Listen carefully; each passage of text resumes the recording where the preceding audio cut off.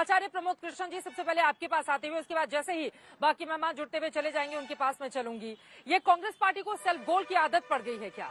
2007 में मौत का सौदागर, जिसके बाद कांग्रेस का क्या हाल हुआ गुजरात में, ये बताने की जरूरत नहीं है। अब 2022 में आप रावण लेकर आए। क्या नरेंद्र मोदी में कांग्रेस को रावण दिखाई देता है?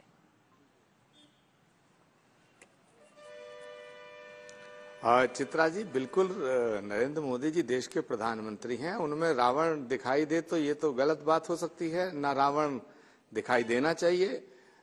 नरेंद्र मोदी जी देश के प्रधानमंत्री हैं और देश के प्रधानमंत्री का सम्मान होना चाहिए। लेकिन सवाल यहाँ ये खड़ा होता है कि कांग्रेस के अध्यक्ष आदरणीय खड़गे जी ने उन्हें ये कब कहा है कि वो रावण है? उन्होंने ये कब कहा कि उनमें रावण दिखाई देता है? उन्होंने जो कहा है तो उसमें तो कहीं भी उन्होंने ये नहीं कहा कि नरेंद्र मोदी जी रावण जैसे दिखते हैं। उसमें तो उन्होंने ये कहा है कि क्या आप रावण जैसे हैं जो हर जगह दिखाई देंगे? तो मुझे लगता है इस विषय पर तो नरेंद्र मोदी जी का कोई अपमान खड़गे जी ने नहीं किया।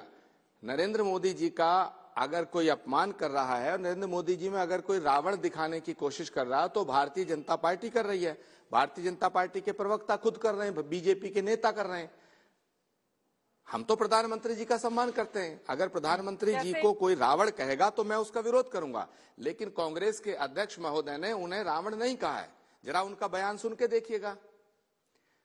तो ये नरेंद्र मोदी जी का अपमान करने का पाप तो सीधे आपके पास आते हुए आचार्य प्रमोद कृष्णन का ये कहना है कि मल्लिकार्जुन खड़गे की ओर से रावण नहीं कहा गया। उनका बयान पहले पूरा सुन लें। वो इस संदर्भ में बोल रहे थे कि आप ही की बार बार सूरत क्यों देखते रहें कि आप 100 सिर वाले रावण की तरह हैं। लेकिन बीजेपी हर मुद्दे को लपक लेती है और चुनावी मैदान में उसको जमकर भुनाने की कोशिश करती है। सुधांशु जी, देखिए, खड़गे जी कुछ बोले तो समझा जा सकता है, परंतु आचार्य जी तो धर्माचार्य हैं। हर जगह दिखने वाला रावण होता है क्या? अरे हमारे यहां तो कहा गया है कि जन जन के मन में राम रमे और प्राण प्राण में सीता है। रोम रोम में राम दिखते हैं, कंकड़ कंकड़ में शंकर दिखता है, परंतु जाकी रही भावना जैसी, प्रभु मूरत देखी तिन तैसी। क्योंकि अब एक बात मुझे ध्यान आ गया, ये कहते थे ना ये परम शिव भक्त हैं, तो अब मुझे समझ में आ गया कि ये वो वाले शिव भक्त हैं जो रावण था, ताकि हर जगह रावण ही नजर आता है। और मुझे बड़ा आश्चर्य नजर आता है मोदी जी के प्रति घृणा वैमनस्य में क्या क्या कांग्रेस के नेताओं ने नहीं बोला है। मौत का सौदागर 2007 से शुरू करके बोटी बोटी काट देंगे से लेके अभी कुछ दिन पहले मौत की कामना करने से लेके मौत का प्रकार बचाने से लेके गुजरात के चुनाव में औकात बताने से लेके अब ये सब की अलग बात है। परंतु चित्रा जी, मुझे एक बात याद आती है, हर पार्टी का नेतृत्व एक वाइब्रेशन लेके आता है। जैसे मैंने बचपन में पढ़ा था कि जब दीनदयाल उपाध्याय जी की मृत्यु के बाद अटल जी को भारतीय जनसंघ का अध्यक्ष बनाया गया तो उन्होंने कहा मैं इसको कैसे संभालूंगा। तो उस समय उनके वरिष्ठ नेताओं ने कहा कि यह पद भारतीय जनसंघ यानी आज की भाजपा के अध्यक्ष का पद विक्रमादित्य के सिंहासन की तरह है, जब तुम बैठोगे तो इसमें धर्म की दृष्टि दिखेगी।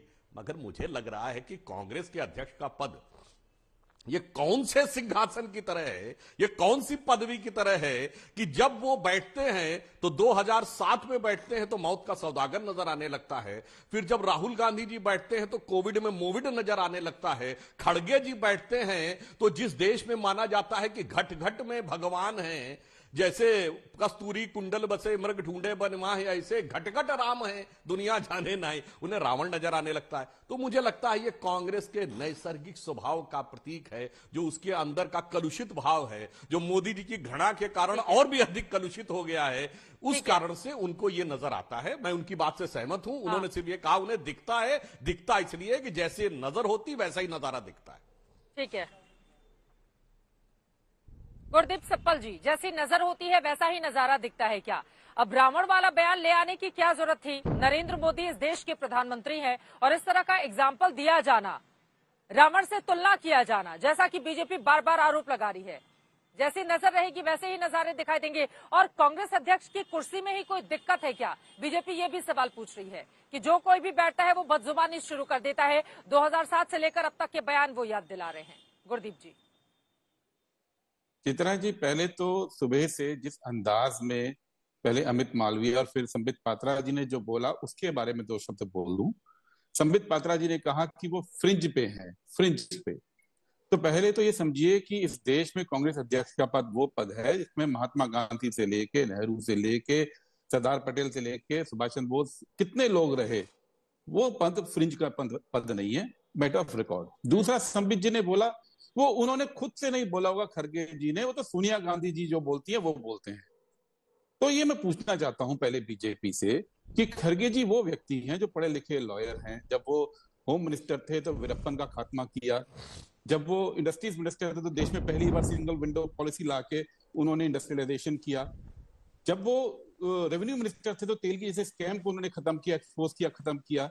जब वो रूरल डेवलपमेंट मिनिस्टर थे तो देश का सबसे बड़ा लैंड रिफॉर्म कार्यक्रम उन्होंने इम्प्लीमेंट किया। ऐसे व्यक्ति को बीजेपी ये कहती है कि वो खुद नहीं बोल सकते। उदाहरण उनके पास कोई और नहीं था क्या? टोकिए मत, पूरी बात। ऐसे व्यक्ति को बीजेपी ये कहती है कि वो खुद से नहीं बोल सकते, सिर्फ इसलिए क्योंकि बीजेपी ये मानती है कि अगर कोई दलित देश के टॉप लेवल पे पहुंचता है तो खुद से बोल ही नहीं सकता। ये बात बीजेपी को हजम नहीं हो रही है। और ये बात सुबह अमित मालवीय के ट्वीट में और संबित पात्रा के पूरे बयान के अंदर यही निकल के आया कि खड़गे जी अपने मन से बोल ही नहीं सकते। अब बात आ गई है रावण वाली बात पे।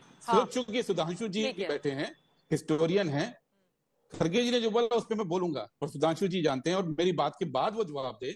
लेकिन मैं सवाल उनके लिए रेज कर रहा हूं कि आप ही के हिंदू महासभा और आरएसएस की पत्रिका थी अग्रणी, उसमें एक जमाने में रावण का चित्र बना था, कार्टून बना था। उसके अंदर महात्मा गांधी, सरदार पटेल, सुभाष चंद्र बोस, नेहरू, सबको रावण के सिर के बारे में बताया गया था। अगर इतनी तुलना आपत्तिजनक है तो उस ऐतिहासिक कार्टून के लिए भी माफी मांगिए। अब खड़गे जी ने क्या बोला, सवाल है। देखिए चित्रा जी, हमारे वहां पे 10 इशू हैं, वो रावण के 10 के सिर की तरह है। वहां बेरोजगारी है, वहां ड्रग्स और शराब की इशू है, वहां महंगाई का इशू है, वहां करप्शन को वहां व्यवहार बोलने लग गए। इतना ज्यादा करप्शन फैल गया है, आप गुजरात जाइए तो लोग कहते हैं अभी व्यवहार की बात हो गई है। वहां कोविड की मिसमैनेजमेंट का इशू है, वहां फार्मर्स के सुसाइड का इशू है, वहां पे स्कूल बंद हुए हैं, 29-29 हजार टीचर की पद खाली है, वो इशू है। मोरबी का जो आपने गुनहगार को पकड़ा नहीं, वो इशू है। एमएसएमई बंद हुआ है, वो इशू है। और क्राइम, ये 10 इशू हैं, ये 10 सिर है रावण के। हम तो चाहते थे ये इश्यूज लेके वहां के मुख्यमंत्री के पास जाएं, लेकिन मुख्यमंत्री हो, वहां के मिनिस्टर हो, वहां के एमएलए हो, उनका मोदी जी ने वो हश्र कर दिया है कि उनको तो आपके एक शो में, चैनल में शो हुआ था, कोई पहचानता नहीं है। और मोदी जी कहते हैं मैं हूं, सिर्फ मैं हूं।